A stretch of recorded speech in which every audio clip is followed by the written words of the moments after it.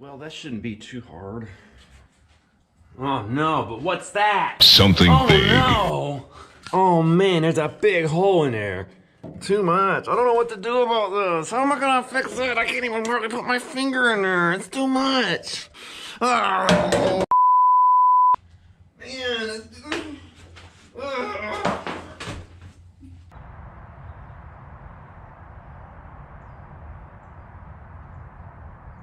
Something big, something big, something big.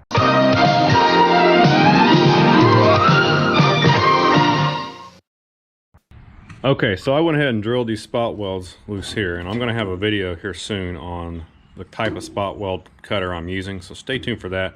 I really love these things, did a great job. Had about 4 of them right here in this really tight spot. Came right loose. And then I just made a nice long section here. I want to preserve the bulk of these pieces. I'll have to replace this section over here though. But I can weld a lot of this back in because it has the curves on it. So I decided to do it that way. But I went ahead and got it cut off. Look here. You can see all the damage. Okay, here's the cowl opening here. Okay, there's that. And you can see the hole that I was talking about. And it's a pretty good size hole. And I'm gonna have to replace this. And you see a line I've got drawn in there. This kind of gives you an indication of roughly where I'm wanting to replace, wanting to cut out.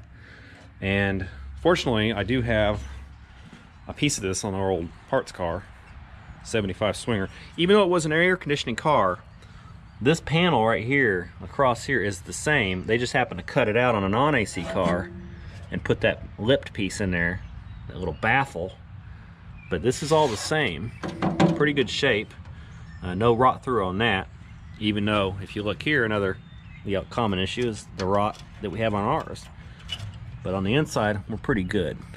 You can see where it's actually starting to do it, where the concentration of scale was, but it hadn't gotten bad enough on that one. So you can see what's going on there, and what might be a lot of problem with our cars that we can't discover. Where is the leaks? So after a little bit of contemplating, studying it from in here, you see I've got a line drawn right here, but I don't want to go that low. I actually want to go a little tighter. I want to get right up in that curve here, and I want to kind of cut it out along that circle.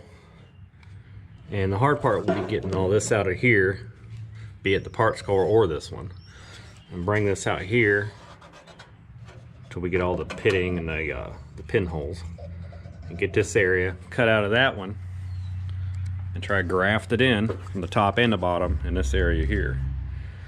We'll recut a hole, take this one out, this baffle,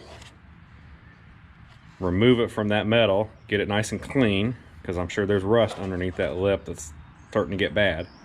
And then we will not spot weld or plug weld it to the new one, but we will actually use, it's an improvement, it'll be panel bond, because the panel bond will be soft at first. You can make a nice seal and it hardens up like a rock, and it works like a weld. So that should eliminate any seepage underneath that baffle through the cowl and onto the floor, even after we fix all this other stuff.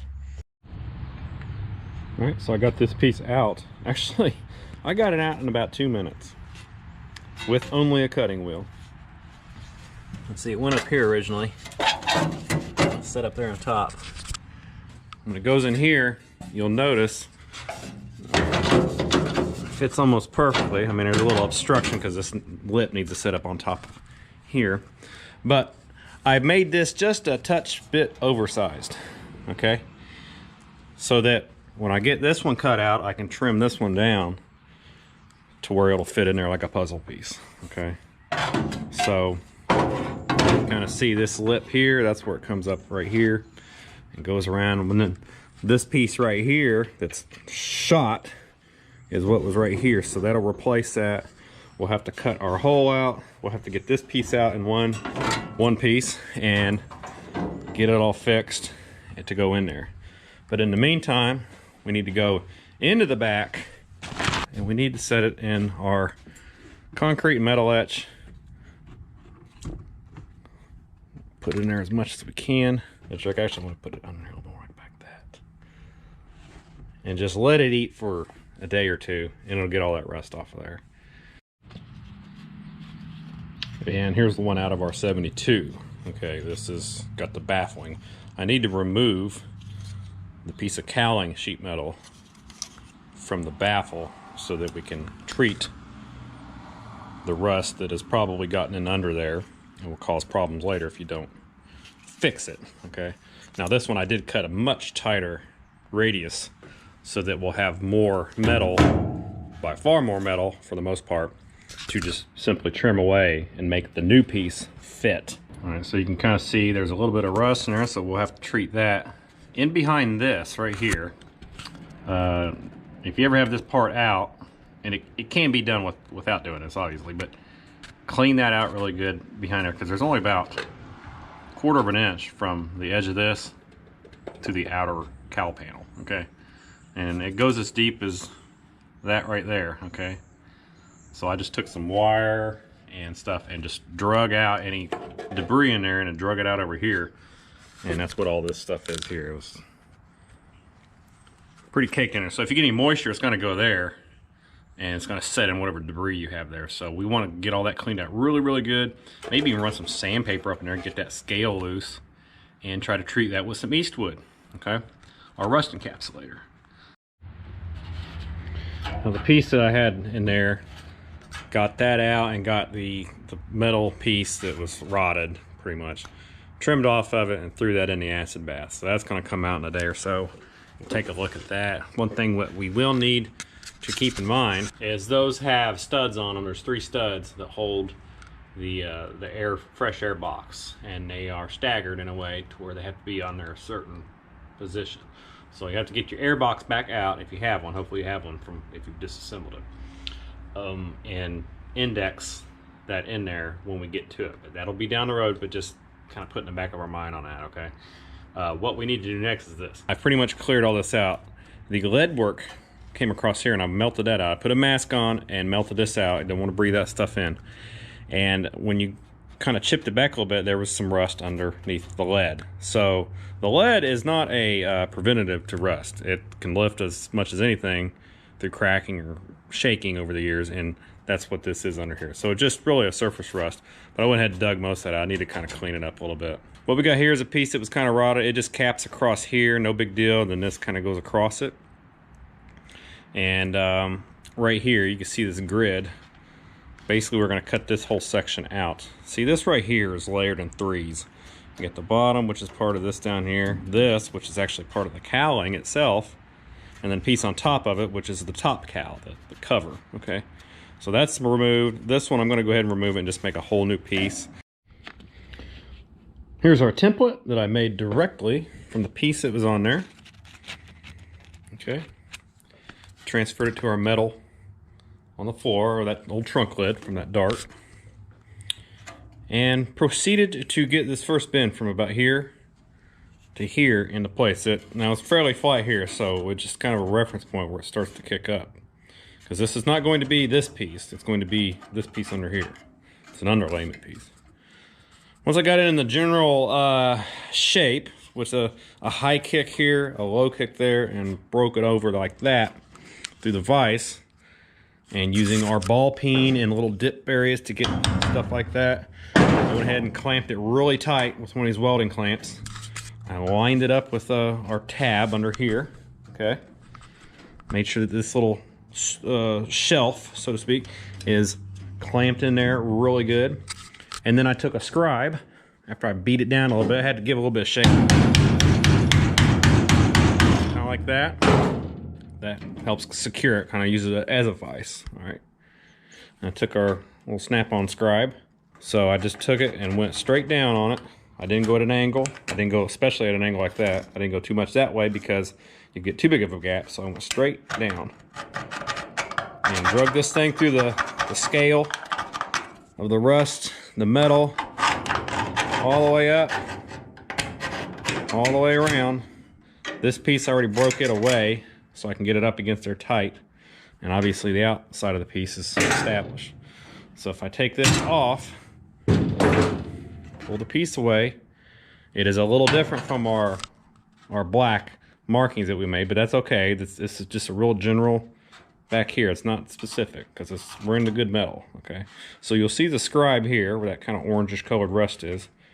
It'll kind of disappear about there, all the way up here and across. So what I need to do is carefully take my cutting wheel and slice that out and just dig it into where these areas. I don't want to go all the way through it. I don't want to go all the way through that, just enough to break it, make it thin. If we have to, we can take our chisel and put it in the areas that we've scored with the grinder and pop it loose, because it'll be much thinner than it is now. And then remove that piece. Now there's probably another spot weld holding it, maybe right here, but we'll see. If we can break this out, it'll probably just, for the most part, fall out, but we'll see. Log into your account or download the BetMGM app and sign up today.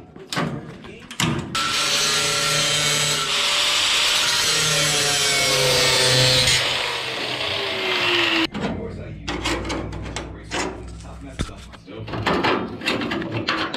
can also use eraser sheets. They're thin. All right, now we've had quite a few days off from this, from the last scene.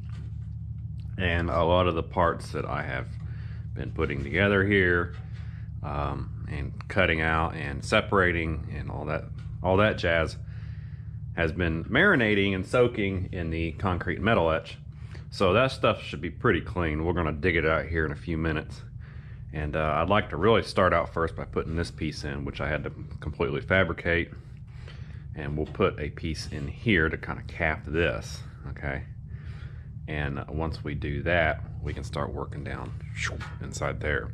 So now I've dug all these parts out. They have been soaking in here for several days and they look great. What I'll do is I'll start with this piece. We'll get the rest of it cleaned up and we will start pre-fitting it to the duster, because we did a rough cut getting this out. We kind of oversized it as much as we could, and we undersized the cut on the duster so that we would not have big gaps and stuff when we go to weld it, so that we hopefully we'll have a nice piece we can trim to fit into place, weld it, and be ready to go. But before we do that part of it, we're gonna have to make it conform to this and have a hole cut. So this is operable, okay? And then, like I said, we'll panel bond that in. I have a clamp, a welding clamp on here now because of the kind of awkward position to get this in, because it's some of this right here on this car is still attached to the other car on this piece. So obviously they can't share the same exact space. So I've pressed it up in there and then clamped it just for a general look. So I'm gonna go ahead and take this off and show you what I've got here. Okay, this is how it needs to go in. This is what's in the way. I went ahead and bent it up a little bit, but it's ultimately gonna keep us from going all the way up in there to where it absolutely needs to finish, okay? I can't go in through the top, it's too small, and we really wanna go from the bottom anyways because it's much more manageable. But back here, it's where it's at its closest cut. On this part, a lot of this will actually just get completely cut away. So what I want to do is try with all of my heart to flush this thing up in here and get a mark, okay? Now, even if I get it as close as I possibly can, and I have a cut or a marker mark across here, for instance, I don't want to cut on that line, all right? I want to cut still favoring leaving more metal on here and move away from the mark. Maybe, let's just say, a 1/2 inch. That sounds like a lot because it is a lot, because we don't want to cut too much off. So if you cut 1/2 inch across there, and then you figure what you need to cut off up in here, same thing, okay? Then you can pre-fit it again, and it'll get even closer to where it needs to be. Then you can make another mark and then keep dialing it down until it looks like it's perfect, and then you can cut right on the line. All right, so I went ahead and drew a line. You can kind of see it right here, the black line around here. It's a little faint in places due to the texture. But all the way to about there, where the center of that light is, all the way around here. I did not mark it over there because I think it's going to be a pretty good fit over there. but we can just kind of buzz that down if need be. You can see what we have here. We have a lot to cut away, but that's good. That's really what you want. Okay, perfect example of why you don't want to cut too much off, because this explains right here. I've done some finish trimming. I mean, we're not there yet. I got this clamp back up in here, and if you look right over there in that corner, see the black line that I drew? Let me try to get this in there. See the black line I drew? Now see the area beyond it, away from you? That is where I decided to give it a little extra. Just not cut too much, but be conservative with it, okay? And now that thing is flush up against that seam on the actual car itself. So if I had cut up to that line, you'd have this much gap right now. And now, a classic Indiana car commercial. Remember your first car? It was all you ever thought about. Remember? Anything else? Yeah, you got any mufflers? Mufflers. Mustard. I mean mustard. I had Farm Bureau Auto Insurance then. And I've got Farm Bureau Auto Insurance now. Anything else? Oh, have you got any mustard? Protecting Indiana families for 50 years. Okay, so we're doing pretty good here. Micro trimming everything out. And my light up here, piece fits in here pretty good. Obviously, you got to index it. Right here, see these two pieces kind of come up like that. And I imagine we'll have to do just a little bit more, but it's absolutely fine tuning at this point. So if I put that up there, and I had to trim it over there too. Has that big like wrinkle in the sheet metal, and I think it still needs a little more massaging. But back here, so you see a little bit of daylight. If you push it up, well, it's too much there. What about there? That's about what we want right there. This needs to go up back here. But it's actually setting inside where it needs to. And, ooh, there we go. Well, sort of. You kind of get the gist. See, it's actually just setting in there on its own right now. And that's about what we want. Now, it's not totally in place, but here, look at that. This is actually flush right here. Now, it sets on top there because it just kind of hung up in there. This area here either needs trimmed or the equivalent. Right about here. Okay. But before you go trimming on any of this stuff, thinking, oh, wow, I didn't see that before, but now it looks like it really needs trim. Just make sure it's not cocked in there wrong or it's kind of hung up on something, because I've done this before. You'll see that and think, oh, I'm going to trim that. You go to trim it, it'll fit back up in the way it's supposed to, but then you have a gap that's way wider than you anticipated because something was hanging before and it made you think that it needed trim. So always try to, when you pre-fit it, get it to where you know that that's exactly where it belongs, whether it needs to just go up. In this situation, it just needs to go up a little bit to fit into place so that you don't end up taking off more of something that doesn't need to be taken off. So with our piece clamped in, it's got a nice flush and it's flat. It's very horizontal, let's say. And here's our piece here. If you look at this notch right here, see that right here? Well, that notch actually, the sheet metal will hit that right there. That'll help square it up.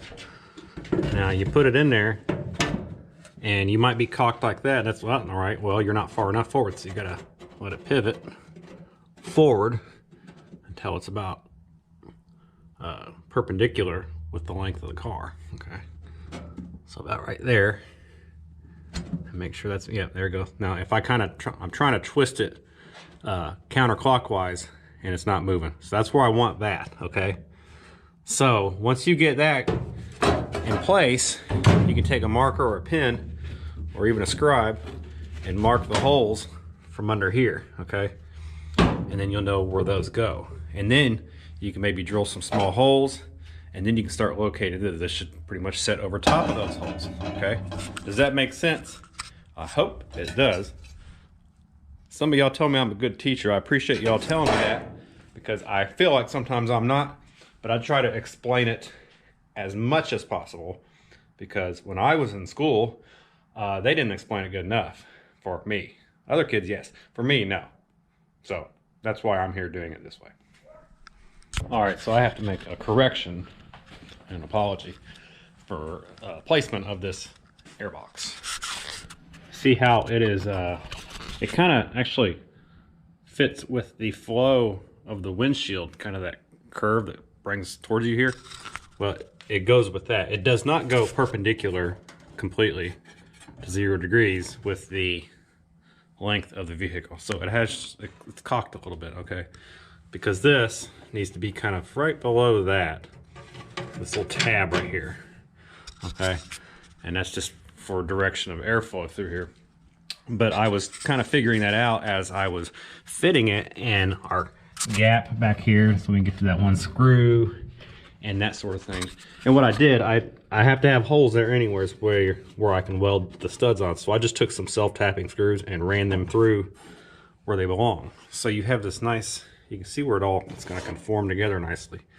But this needs to go. Try not to knock it off there, because that needs some work too. So they'll go shut about like that. They will be at an angle. They will not be completely perpendicular. Even though that's what it looks like right now with it jarred open. But that's about what it should look like right there. All right, now the panel, the cowl, is mostly welded in. There's a couple spots I'll have to get. And here's our baffle with the panel bond attaching it to it, okay? So I've got all this stuff to help keep it down while it's still drying. And so it don't, because I've noticed it wanted to slide up. So this presses it down. I put some shims in there so to keep it pressed down. All right, so I think this will pretty much be it for now. I will go ahead and weld this piece. Now, I lied to you again. I said I was going to weld this piece first, but I never did. I just got carried away doing that, wanting to, really, I've been dreading this part all week, thinking, wow, all these details. So that's in. But what I want to do, since I have welded into this piece, I've butt welded it, and we don't want any leaks, because the whole purpose of doing this in the first place was because it was rusted out and it would have leaked. So I'm going to get in here and kind of brush this all down later when it all dries. But we're going to wire brush it all down where all the welds are. And I'm going to take some more panel bond and coat it, and then try to seal it down really good. And that will help us. It'll work as a seam sealer, but it'll work and help us from having any leaking issues. Okay, so it's next day. Here's what we got to do next. You can see down in here, without the light really, but we have the panel bond in here. I went ahead and took what was kind of squishing out, and I used it to kind of seal that edge where the baffle meets this, okay? What I want to do is I want to clean up some of this, because this is the only place I really welded it from this side. I did most of it from this side here. But I want to kind of clean some of this up so we don't have any drag points for any debris that gets in here, okay? So we're just going to hit that real quick all the way up to about here. And we could do that with some of the little roll lock discs or whatever grinder we can fit in there. And just smooth it out a little bit. Don't have to be perfect, just enough to smooth it out. And then we're going to take our panel bond. I have some more left. And we want to smear it through here and kind of smooth it out to where any other inconsistencies where we didn't have it welded together or any dips or anything, that it'll help seal that off. And it'll be a nice hard seal, not like regular caulk sealant where the water could maybe work its way under it over time. This will be a very airtight, watertight seal.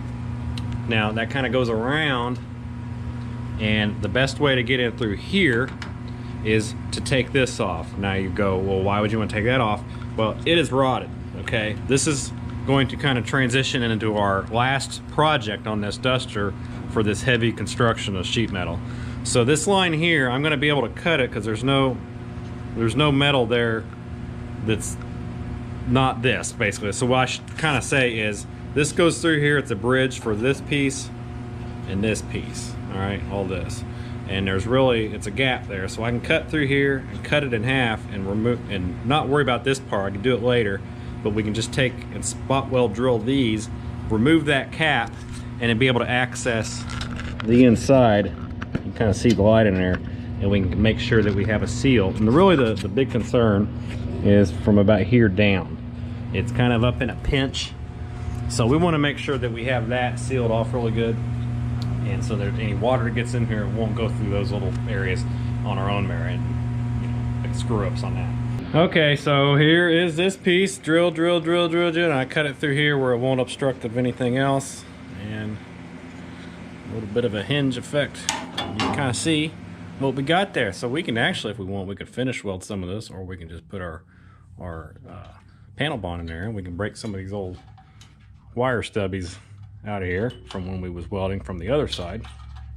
So we've got the old piece that I cut out with the intention of putting it back, and you see underneath here, and I got something I'll show you here in a second. It's kind of cool, but this piece is really good and also has a little bit of the shape that you want, so might as well put it back, because it really wasn't bad. We just needed an access point.